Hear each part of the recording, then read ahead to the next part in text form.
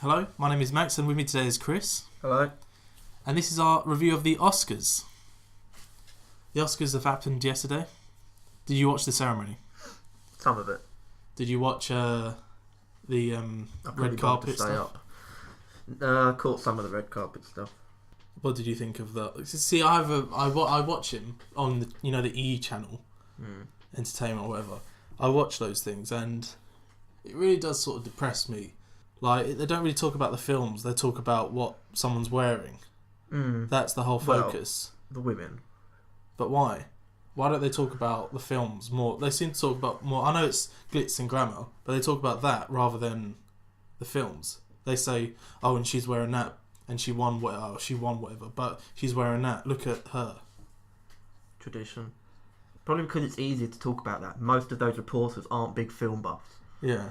So they just go, well, who are you wearing? Oh, I'm wearing this. Oh, you look lovely. Next. So what do you think of this ceremony in general? What do you think of Seth Macfarlane as host? What do you think of his jokes anyway? Because we watched it and it's not really... For me, I didn't laugh once. But I mean, that's the same with most of them. It's nothing... Well, no, Gervais was funny. Gervais had some, but I think, is that just because it's Gervais that it helps? Yeah, maybe. If you give those jokes to someone else, then you wouldn't do it as much. But as much as Ricky Gervais, that's what I'm saying. Yeah. Ricky Gervais hold in high esteem. Like the sock bit, whatever. But that's very Seth Macfarlane, that's the point. I can see where that's coming from. I mean, it could have been worse.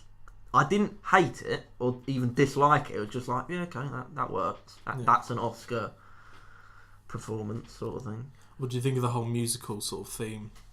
Because I'm not a fan of musicals. They've done that sort of shit before. Chicago, like Catherine Zeta-Jones, Les Mis. Yeah, but I'm not a fan of them either, but plenty of people are. I'm not going to have a go at it. Well, I will have a go at it because they're not singers. I mean, some of them can sing. Are, Like Seth Macfarlane can sing. He's a good voice. But Russell Crowe... I don't know. He's to stop singing. The first category that we're going to discuss is Best Actress in the Film. Now, Jennifer Lawrence won this for Silver Linings Playbook. Do you think she's worthy of that? Yes, I do. I think she's good. I haven't seen all of the nominated actresses, so I can't give a full opinion on it, but I'm happy for her. She won. Who would be your choice in 2012? Got the likes of... You could mention Judi Dench in Skyfall, who is brilliant. She was. Anne Hathaway as Catwoman. I mean, she did. I would give her an Oscar for that. Well, she was good. She was good, but for me, not Oscar worthy. Yeah, it wasn't like it wasn't Heath Ledger's Joker sort of thing. For me, I enjoyed that performance just because she sort of nailed Catwoman sort of thing. She was Catwoman in my eyes, but Heath Ledger, it was like, Christ, that's new. It was just, it was very good. I watched Silver Lining Playbooks and I didn't really enjoy the film, but no, I thought it was overrated. It's not Oscar worthy. It's not Oscar nominated worthy. I don't think it was Oscar nominated worthy as a Best Picture. Yeah, that's what I disagree with. It's a good film, but it's not like film, but it's not like groundbreaking or like fuck me, that's amazing. It's good in its take on mental illness. Yeah, I just really enjoyed it, but I do sort of get my head around the nominations for actor and actress. They feel much more deserved than the film as a whole. I'm slowly, be careful how I say this, falling in love with Bradley Cooper. Yeah, I like it, but Jennifer Lawrence. There's something. Obviously, I remember when amazing. I remember when she first got nominated, and I can picture her at that Oscars ceremony, and it was like, who the fuck is this? Yeah. In a good way. Yeah. And I sort of Googled her, found out what she was nominated for, and I went and not immediately, but not long after I went and watched that film, and I thought, yeah, she is good. But it was hard to say whether she'd stick around. There's so many that just get nominated, then they fade away, sort of thing. But then it's like, I think she's going to be the new darling. It was when Hollywood she got. Sort of... Oh god, she already is. Yeah. It was when she was nominated when she was cast in like X-Men and stuff. She sort of solidified her place as sort of like, yeah, I like her. Yeah. Sort of thing. Well, I think she's unbelievably beautiful. Obviously, she the more I see of her in interviews, she's funny. She's sort of interesting. Like, the audience doesn't know, but Emma Watson, obviously, a lot of people like her. But when you see her in interviews, she's dull. She's got no charisma. She barely smiles. Jennifer Lawrence is completely opposite. And what makes her... Talking about anyone that barely smiles, I think Kristen Stewart holds that true, award. As well. But when she unfortunately fell over on the Oscars going to collect her award, but that just makes her so much better. Yeah, but she brushed it up. Yeah, exactly. She didn't throw a tantrum or anything like that. It makes her human. I did see an article about things that went on backstage. She got a little bit she swore or something, but it was like obviously the papers were like making it seem like she was a bitch, but no, obviously it's just having fun. She's playing around. She's normal. That's the key. She's down to earth. But that's exactly what it is. But will someone that like maybe, but someone like Charlize Theron, she would glide up there and she would just look. Oh brilliant. yeah. But Jennifer Lawrence falling over just makes her look a bit more. Yeah, it makes her normal. Human. Yeah. She's sort of like, yeah. We'll move on to Best Actor. Mm-hmm. Daniel Day-Lewis got this for his... I think that was obvious. Yeah, I think that was... If I was a gambling man, I would have bet heavy on that one. Yeah. But what do you think record? Yeah, it's his third win.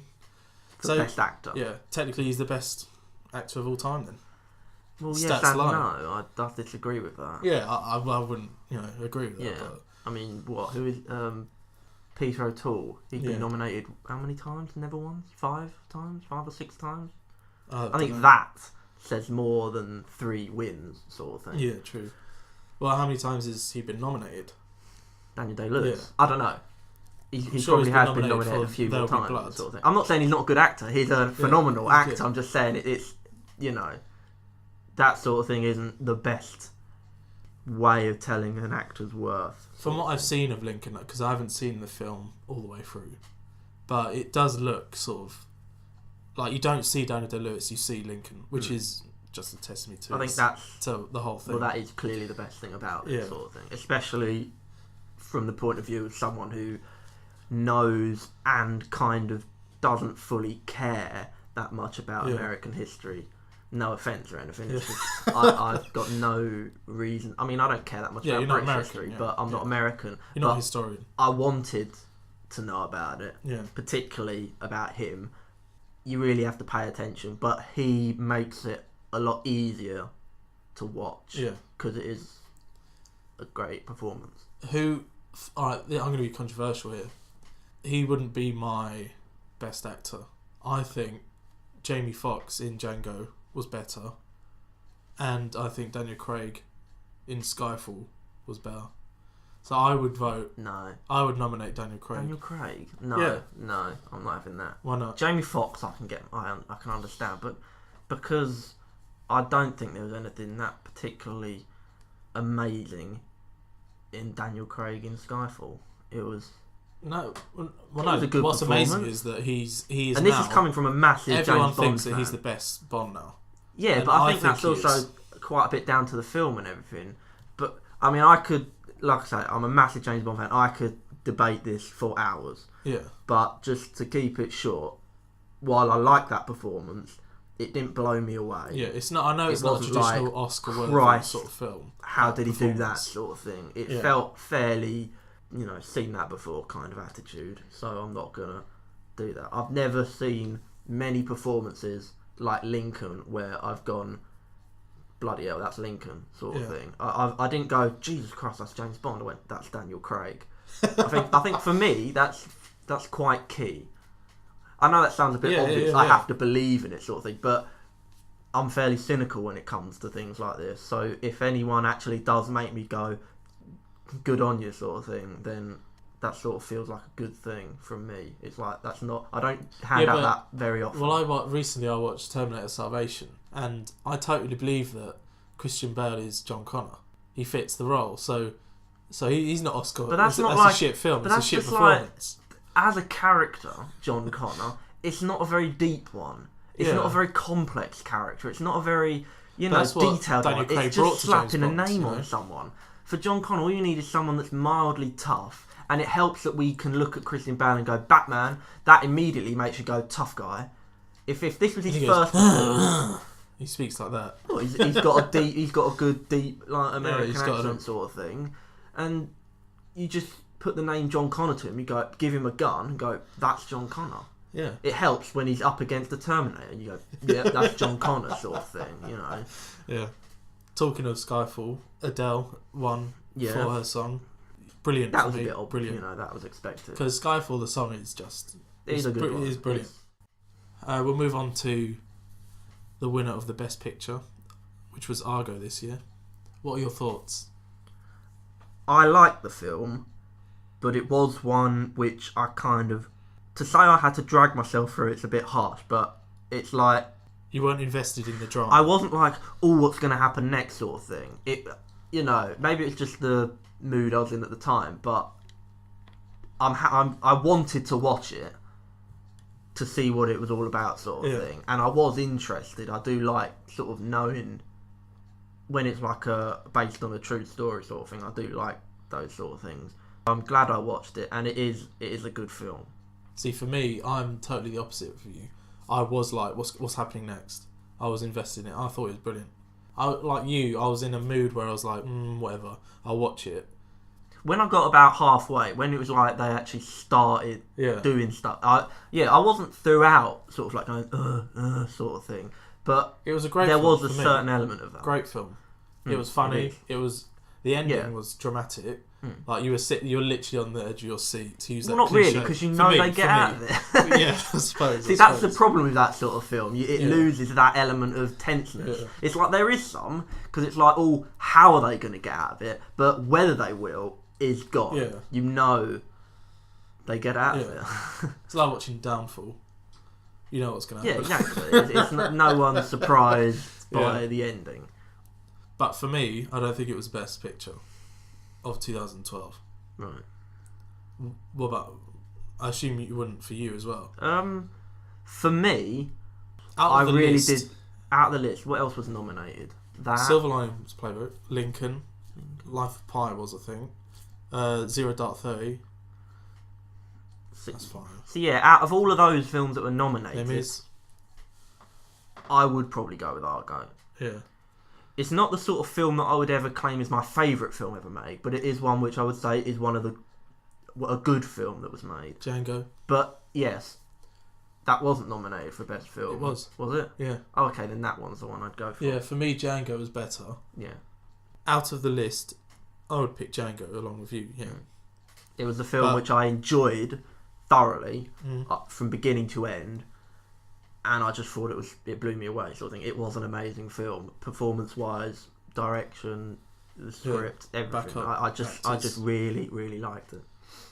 So, what about honourable mentions that weren't nominated from films in 2012? Like, did you think Dark Knight Rises? Yeah. Well, for me, Skyfall should have been there. I think it should have been nominated. At least nominated. A lot of like big sort of Bond fans have said along the lines of they're glad that James Bond's sort of getting more critical respect sort of thing. I mean, it did at the beginning, then it just sort of died away and it's only sort of coming back. I only hope that can last. I don't want it to be one film like the 50th anniversary and then it dies away again. I think what will happen with Daniel Craig, and this is a completely different podcast, but if he fucks up in the next one, then it will sort of ruin his reputation of being the best Bond.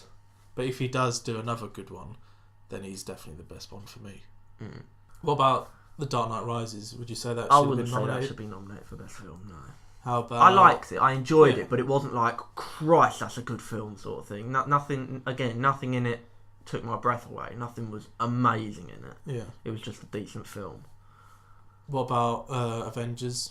No, Christ, I'd rather give it to Batman. Not that I didn't like Avengers, but that's a fun movie. Yeah. It's not like I don't respect it. I like it, I don't respect it. The Hobbit? Nah. Same thing applies. For me, I'm going to mention The Raid. I don't think you've seen it, but I think that should have been nominated. Expendables 2. Oh yeah.